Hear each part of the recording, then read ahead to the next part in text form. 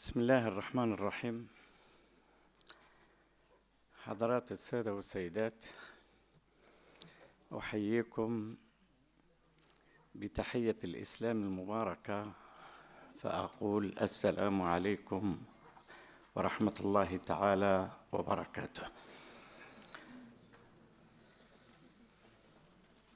يسعدني أن أنقل إلى الائتلاف الوطني من أجل اللغة العربية أصدق التحيات والتقديرات من أمين السر الدائم لأكاديمية المملكة المغربية الأستاذ عبد الجليل الحجمري، الذي كان يسعده أن يكون حاضراً لولا الالتزامات التي تتزامن مع هذا الحدث الهام.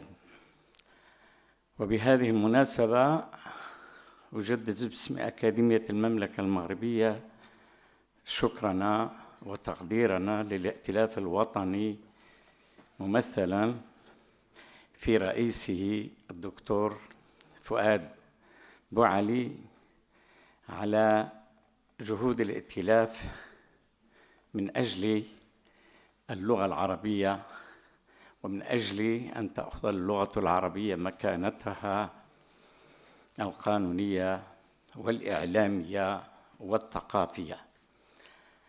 وبهذه المناسبة يطيب لي أن أقول بأن أكاديمية المملكة المغربية لا تألو جهداً من أجل السعي من ترسيخ الوعي بالقيمة الوطنية والدينية والثقافية والهوياتية للغة العربية، فقد عقدت عدة مؤتمرات وندوات وأصدرت عدة مؤلفات في مجال اللغة العربية وما يتعلق بها من القضايا المختلفة.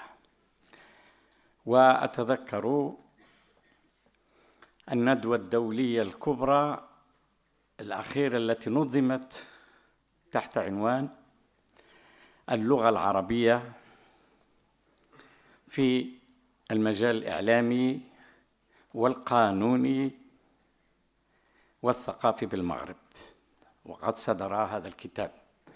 كما أذكر بالظهير الشريف المؤسس لأكاديمية المملكة المغربية عام 1977، والذي ينص على أن من أهدافه جعل أكاديمية المملكة المغربية هي الصاهرة على حسن استعمال اللغة العربية مع الجهات المتخصصة في مرافق الدولة بالمغرب.